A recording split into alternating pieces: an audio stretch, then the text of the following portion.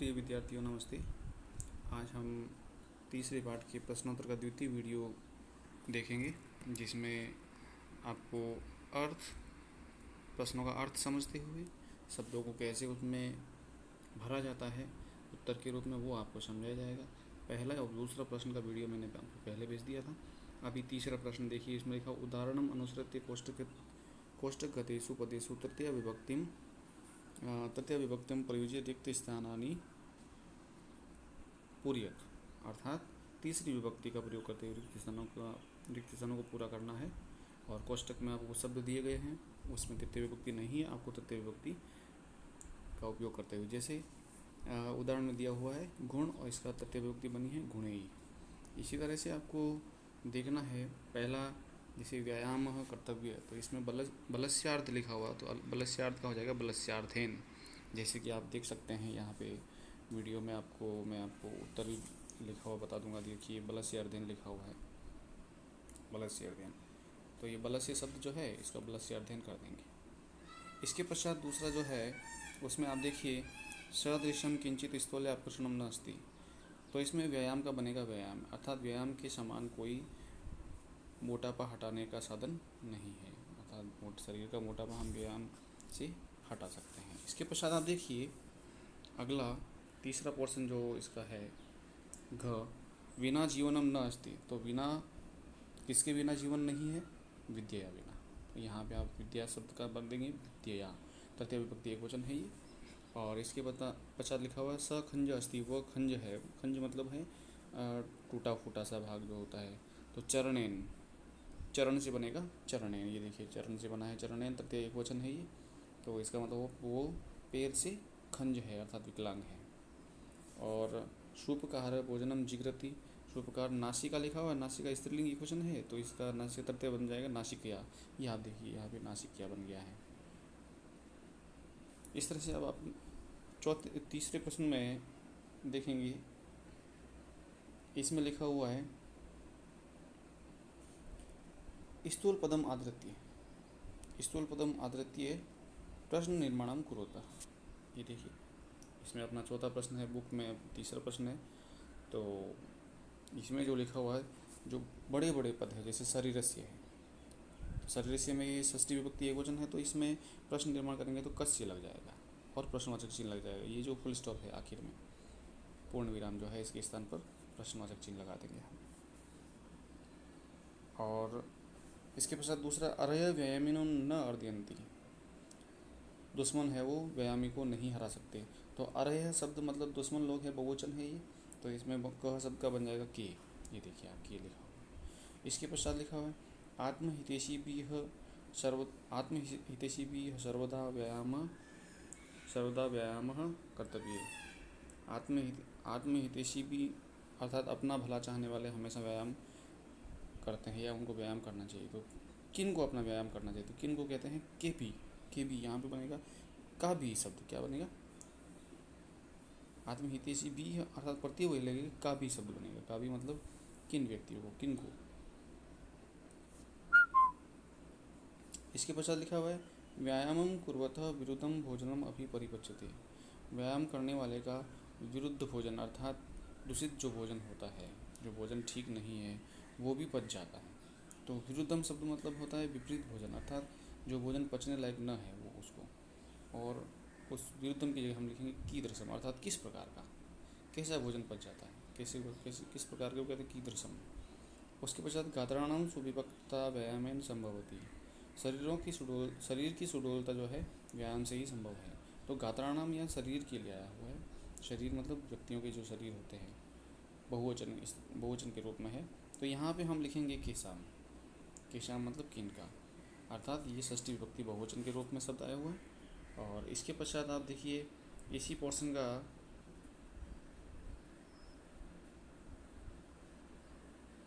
अगला भाग जो है,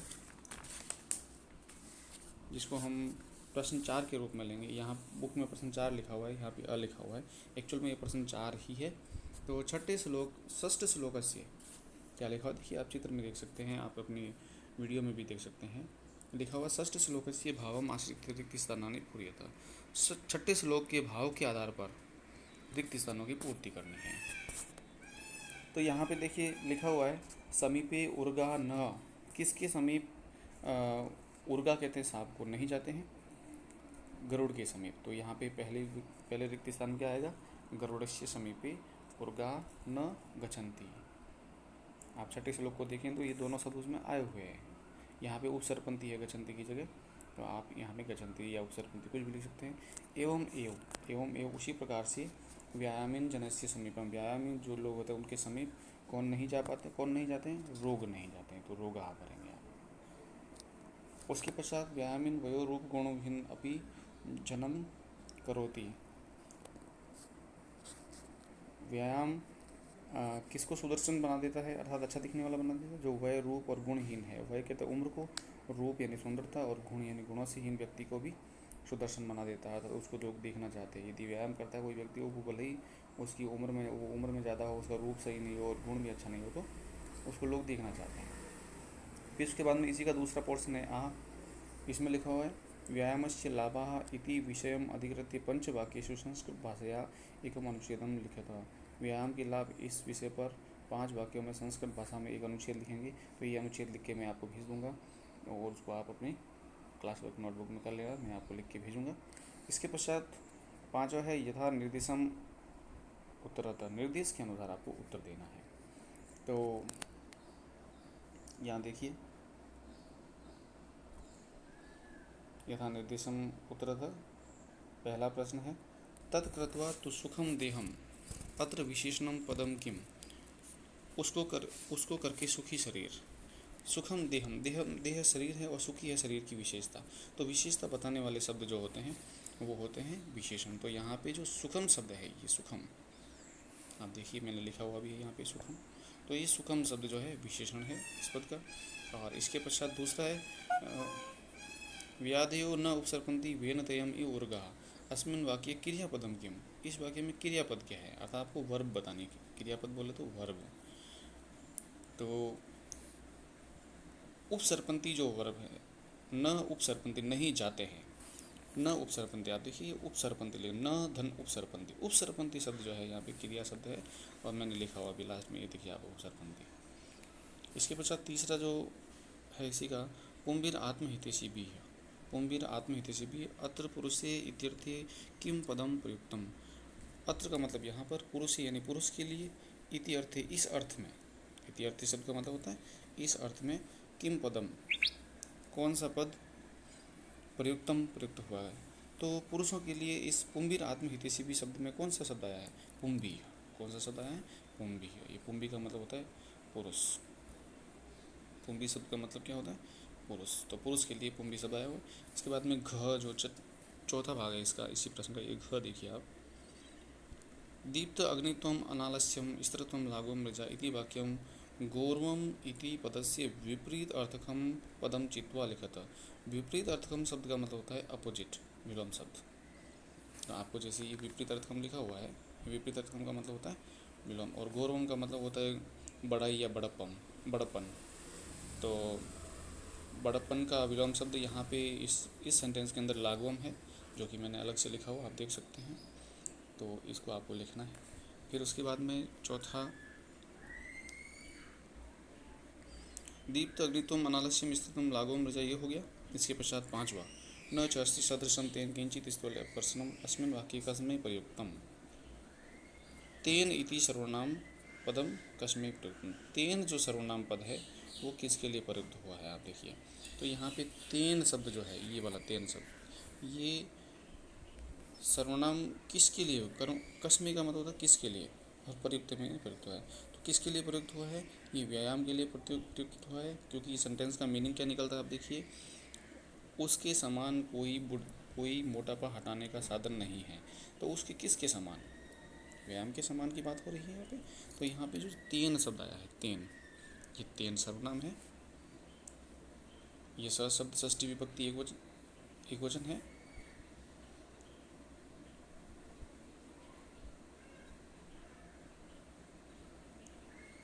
तेन, ठीक है, तृतीय एक वचन है ये। तो ये तृतीय एक वचन है, तो ये बनेगा व्यायामाय। इसके पश्चात अगला लिखा हुआ है छठा, आप देखिए, निम्नलिखितानाम अभियानाम रिक्तिस्थानेषु प्रयोगम कुरुतः। निम्नलिखित अव्यय पदों का रिक्त स्थान में प्रयोग करना है। तो यहाँ पे आपको कुछ शब्द अव्यय के रूप में दे रखे हैं, उनको आपको खाली जगह में भरना है। तो पहला देखिएगा, सर्वदा व्यायाम कर्तव्य, हमेशा व्यायाम करना चाहिए थी। तो सर्वदा शब्द का मतलब होता है नित्य प्रति। और यदा मनुष्य सम्यक रूपेण व्यायाम करोति, जब मनुष्य सम्यक रूप से व्यायाम करता है, तदा स सर्वदा स्वस्थ तिष्ठति, तब वह हमेशा स्वस्थ रहता है। तिष्ठति शब्द का मतलब रहता है। व्यायामेन असुंदरा अपि सुंदरा भवति, अपि का मतलब होता है भी। व्यायाम से असुंदर व्यक्ति होते हैं वो भी सुंदर हो जाते हैं। असुंदर का मतलब जो चेहरे से ठीक दिखने वाले नहीं, वो भी सुंदर लगने लग जाते हैं। व्यायामीन जनस्य सकाशम वार्धक्यम सहसा न आयाति, व्यायामीन लोग जो होते हैं उन पर बुढ़ापा अचानक आक्रमण नहीं कर सकता। व्यायामेन सदृशम किंचित स्थूल्य अपकर्षणम न अस्ति, व्यायाम के समान कोई भी स्थूल्य अपकर्षण नहीं है। ये आप देखिए, हम ये प्रश्न कर रहे हैं यहाँ पे, सहसा अपि सदृशम सर्वदा यदा सदा अन्यथा, ये सारे व्यायाम ये अव्यय पद दे रखे हैं। तो इनका हमें सेंटेंस के हिसाब से यूज़ करना है। तो अब चौथा देखिए, व्यायामिन सदृशम किंचित स्थूल्य अपकर्षणम न, सदृशम आएगा चौथे। फिर पांचवा, इसमें 4 ही दे रखे, अपने यहाँ पे 5 है। तो इसमें 5वां में देखिए आप, व्यायामम समीक्षा एवं कर्तव्यम व्याधि आयांति, व्यायाम की समीक्षा करके ही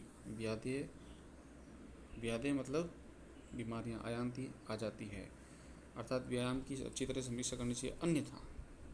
तो 5वें में क्या क्या आएगा, ये अन्यथा शब्द आएगा। तो आप देखिए, फिर उसके पश्चात लिखा है उदाहरणम अनुसृत्य वाच्य परिवर्तनम करो। ये बहुत इंपॉर्टेंट चैप्टर है अपना, ये अलग से आपको मैं बताऊंगा। फिर भी यहाँ पर कैसे क्या है वो आप देखिए। जैसे आत्महितैषी भी व्यायाम क्रियते, आत्महितैषी भी व्यक्ति जो होता है वो व्यायाम, आत्महितैषी व्यक्तियों के द्वारा व्यायाम किया जाता है। तो यहाँ पे लिखा है आत्महितैषिणः, अर्थात जो अपना हित चाहने वाले लोग होते हैं वो व्यायाम कुर्वन्ति कर। यहाँ पे आत्मनेपदी जो क्रिया है, इसमें ए की मात्रा लगती है, वो ई की मात्रा में बदल जाती है। सबसे बड़ा परिवर्तन यही होता है। आत्मनेपदी जो वर्ब है, क्रिया है, उसको प्रश्ननेपदी रूप में लिखा जाता है, सबसे बड़ी चीज़ है।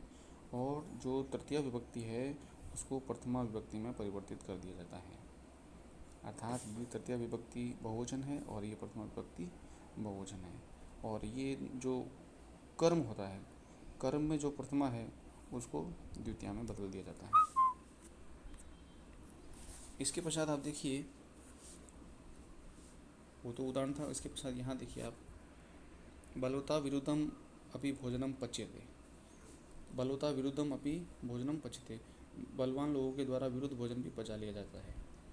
तो यहाँ पे है बलवता मतलब बलवान लोगों के द्वारा, ये तृतीया में लिखा हुआ, अभी अपने को प्रथमा में लिखना है। तो बलवान हो जाएगा, बलवता का मतलब बलवता का बलवान हो जाएगा। और विरुद्धम अपि भोजनम और पच्यते का पचती हो जाएगा,